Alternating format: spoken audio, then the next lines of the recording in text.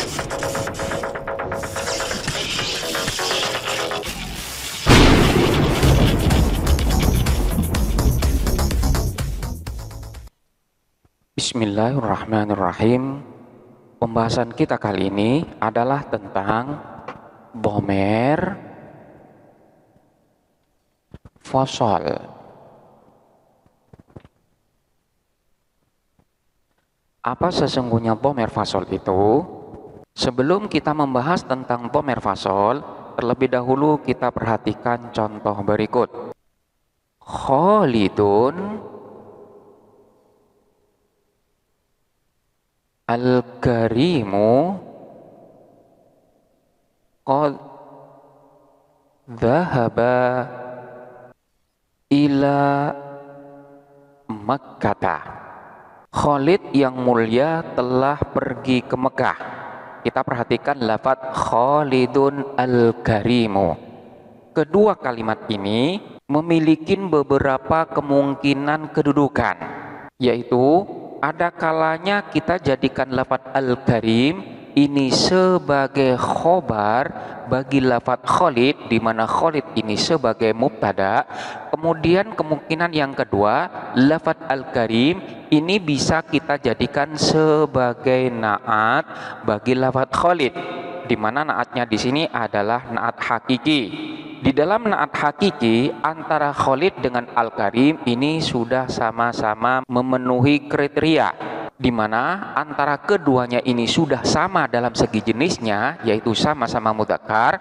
Kemudian dalam segi jumlahnya ini sama-sama berbentuk mufrad. Kemudian dalam segi nakirah ma'rifatnya, di mana keduanya ini sama-sama berbentuk ma'rifat. Dan yang terakhir ini adalah i'rab daripada lafadz al-karim, di mana lafadz al-karim ini i'rabnya sama dengan lafadz Khalidun, yaitu sama-sama dalam keadaan rafa. Dengan demikian lafadz al-karim ini sudah pantas dan cocok untuk dijadikan sebagai naat. Jadi di sini manakala lafadz Khalidun ini kita jadikan sebagai mubtada dan lafadz al-karim ini kita jadikan sebagai naat, maka qad dhahaba ila Makkah ini adalah jumlah fi'liyah, kita dapat jadikan sebagai khobar bagi lafadz Khalidun. Selain itu juga lafadz al-karim ini boleh juga kita jadikan sebagai khobar. Jadi dalam hal ini lafadz al-karim dapat memiliki dua kemungkinan kedudukan, yaitu khobar dan naat. Selanjutnya, manakala antara mubtada dan lafadz yang terletak setelahnya ini kita beri dhamer, yaitu dhamer huwa, maka akan dibaca Khalidun huwa al-karimu qad dhahaba ila Makkah. Maka dalam hal ini lafadz al-karim dapat kita tetapkan kedudukannya hanya sebagai khobar saja dan bukan sebagai naat. Jadi nantinya maknanya akan menjadi Khalidun, adapun Khalid, huwa dia Khalid, al-karimu ialah orang yang mulia, qad dhahaba ila Makkah. Jadi keberadaan daripada huwa yang berada di antara kedua lafadz ini adalah untuk menetapkan bahwa lafadz yang terletak setelahnya Khalid, yaitu lafadz al-karim, ini hanya dijadikan sebagai khobar dan bukan sebagai naat. Huwa yang kita tempatkan di antara kedua lafadz inilah yang disebut dengan dhamer fasal. Jadi dhamer fasal ini adalah dhamer yang keberadaannya berada di antara mubtada dan khobar, atau kata yang pada asalnya adalah berkedudukan mubtada dan khobar, untuk memberikan penjelasan bahwa kata yang terletak setelahnya dhamer huwa ini adalah merupakan khobar dan bukan sebagai naat. Dengan demikian, keberadaan daripada dhamer fasal ini dapat pula kita jadikan sebagai penegas bahwa lafadz al-karim ini hanya dapat dijadikan sebagai khobar dan bukan dijadikan sebagai selain khobar. Jadi ini pembeda antara diberi dhamir fasol dengan yang tidak diberi dhamir fasol. Jadi manakala tidak diberi dhamir fasol, maka lafadz Al-Karim ini memiliki dua kemungkinan kedudukan, yaitu dapat dijadikan sebagai khobar dan dapat pula dijadikan sebagai naat. Namun manakala di antara keduanya diberi dhamir fasol, maka keberadaan daripada dhamir fasol itu menjadi penjelas atau penegas atau juga memberikan kepastian bahwa kata yang terletak setelahnya huwa itu adalah merupakan khobar dan tidak mungkin dijadikan sebagai naat. Dhamir ini disebut dengan dhamir fasol karena makna daripada fasol sendiri adalah membedakan.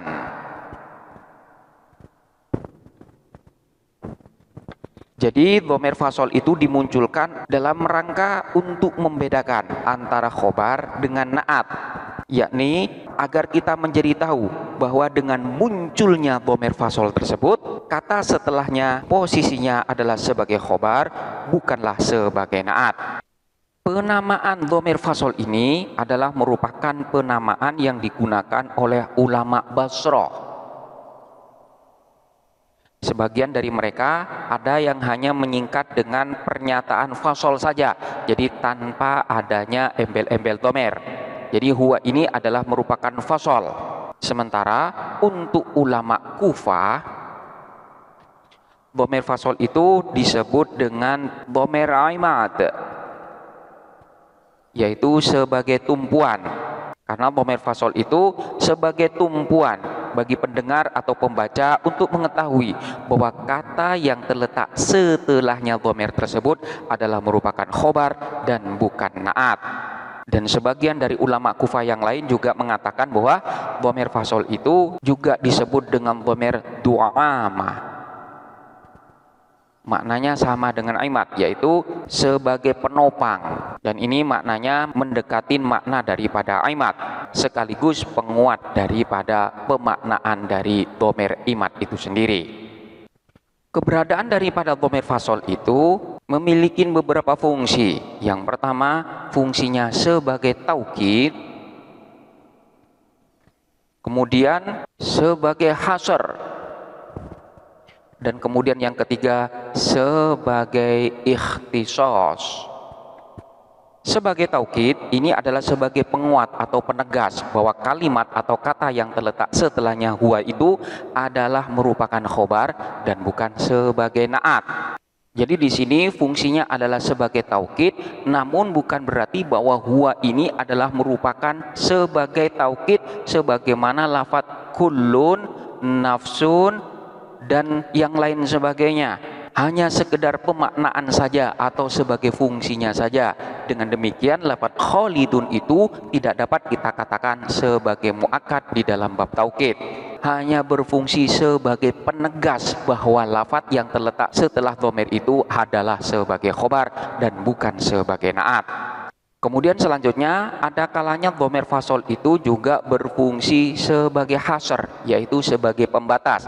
Kita ambil contoh seperti lafadz al-kalamu huwa al-lafdzul murakkabul mufidu bil wad'i.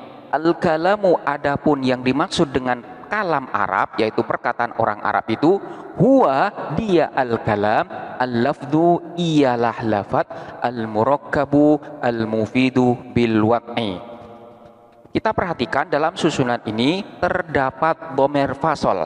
Keberadaan daripada dhamir fasal di dalam susunan ini adalah sebagai hasr, yaitu sebagai pembatas bahwa yang dimaksud dengan al-kalam di sini hanya jikalau memenuhi beberapa kriteria ini. Manakala salah satunya saja tidak terpenuhi, maka tidak dapat disebut dengan al-kalam. Jadi keberadaan daripada dhamir fasol itu hanya membatasi maksud daripada al-kalam hanya pada 4 kriteria ini.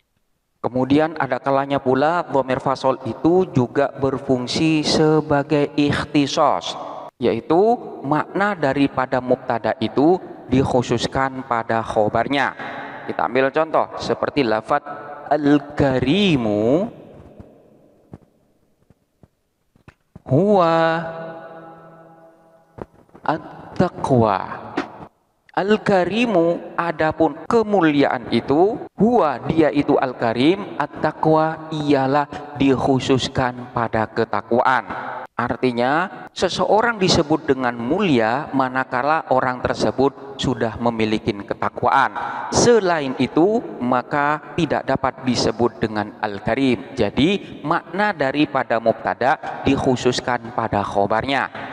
Contoh yang lain, seperti lafaz ad-dinu huwa an-nasihah. Ad-dinu, adapun agama itu, huwa, dia ad-din, an-nasihatu, ialah nasihat. Yang dimaksud dengan ad-din di sini dikhususkan dengan makna an-nasihah, tidak makna yang lainnya. Jadi maksud atau makna daripada mubtada itu dikhususkan maknanya pada khobarnya, tidak makna yang lainnya. Jadi ini adalah maksud daripada dhamir fasal. Selanjutnya adalah status daripada dhamir fasal. Dhamir fasal ini digolongkan sebagai kalimat huruf, bukan sebagai kalimat isim ataupun sebagai kalimat fiil. Dan hal ini adalah menurut pendapat mayoritas para ulama. Disebut dengan kalimat huruf karena keberadaan daripada dhamir fasal itu hanyalah sebagai penegas bahwa kata yang terletak setelah dhamir itu adalah sebagai khobar, bukan sebagai selain khobar. Dengan demikian, dhamir tersebut tidak memiliki makna tersendiri sebagaimana kalimat isim ataupun kalimat fiil. Dari sini maka pendapat yang menyatakan bahwa dhamir fasal ini merupakan kalimat isim adalah pendapat yang banyak ditolak oleh para ulama. Sebagaimana kita ketahui, kalimat isim itu adalah kalimat yang memiliki makna sendiri, sedangkan dhamir fasal itu tidak memiliki makna sendiri. Keberadaannya hanya sebagai tanda saja, hanya sebagai alama bahwa lafaz yang terletak setelahnya hanya sebagai khobar dan bukan sebagai yang lainnya. Jadi posisi daripada dhamir fasal itu tidak memiliki kedudukan i'rab. Jadi tidak dapat dikatakan sebagai rofa, nasab ataupun jer, atau sebagai khobar atau sebagai yang lainnya. Penyebutan dhamir fasal ini disebut dengan dhamir bukan berarti bahwa ini adalah merupakan kalimat isim. Namun hal tersebut terjadi karena terdapat keserupaan bentuknya saja dengan dhamir yang sesungguhnya. Misalnya bentuknya adalah huwa, di mana bentuk huwa ini mirip atau serupa dengan bentuk dari dhamir yang sesungguhnya. Dengan demikian lafaz tersebut disebut dengan dhamir. Jadi penyebutan dhamir fasal itu bukan berarti bahwa ia adalah kalimat isim, namun hanya karena mirip saja, hanya karena bentuknya memiliki keserupaan saja dengan dhamir yang sesungguhnya. Oleh karena itu, penyusun daripada kitab Nahwu Al-Wafi yaitu Syekh Abbas Hasan menyarankan bahwa namanya ini diganti dengan huruf fasal. Jangan disebut dengan dhamir fasal untuk menghilangkan kebingungan yang terjadi. Karena memang sesungguhnya kalimat tersebut bukanlah merupakan kalimat isim, namun merupakan kalimat huruf. Jadi namanya diganti dengan huruf fasal, bukan dhamir fasal.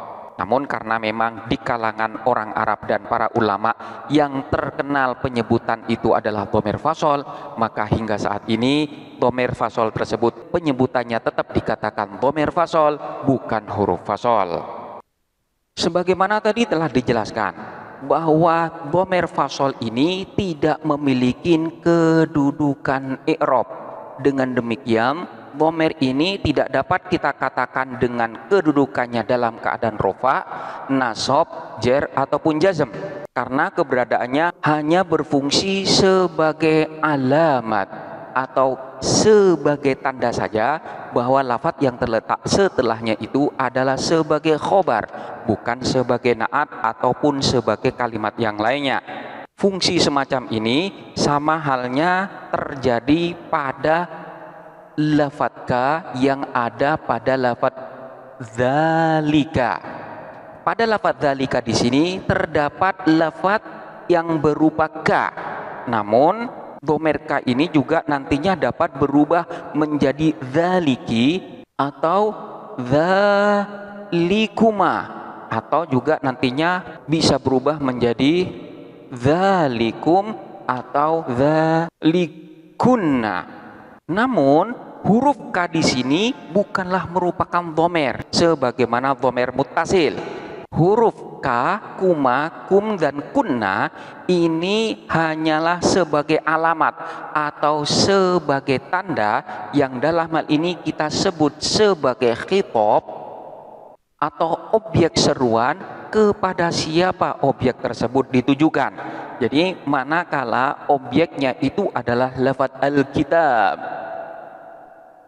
maka di sini digunakan dengan lafadz dzalika. Manakala lafadz Alkitab ini kita rubah bentuknya menjadi Alkitabani, yaitu berbentuk tasniah, maka di sini akan berubah menjadi dzalikuma Alkitabani. Demikian pula seterusnya. Jadi posisi daripada dhamir fasol itu sama dengan huruf kaf, kuma, dan lain sebagainya yang ada di dalam isim isyarah. Keberadaannya hanyalah sebagai tanda atau alamat saja. Jadi di sini tidak memiliki kedudukan i'rab.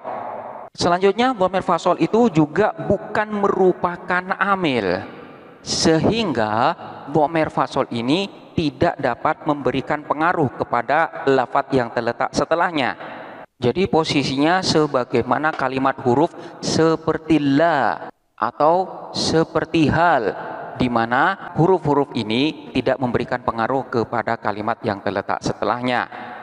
Sebagai contoh, manakala sebelum dhamir fasol ini dimasukin oleh dhanna atau juga dimasukin oleh kana atau juga dimasukin oleh inna, maka lafadz yang terletak setelahnya dhamir fasol yang manakala terjadi perubahan, maka perubahan yang terjadi itu bukan karena dhamir fasol, namun karena amil yang terletak sebelum dhamir fasol. Contohnya seperti lafadz falamma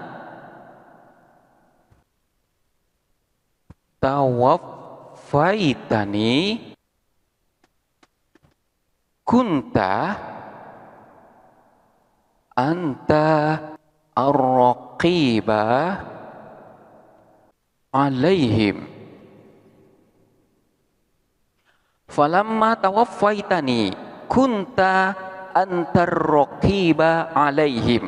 Falamma maka tatkala tawaffaita mewafatkan siapa engkau ni kepadaku, kunta maka ada siapa engkau, anta engkau, ar-raqiba ialah zat yang mengawasi, alaihim kepada mereka.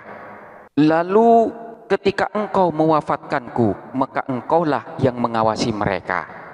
Kita perhatikan lafadz kunta antar raqiba. Di sini terdapat dhamir fasol yang berupa anta.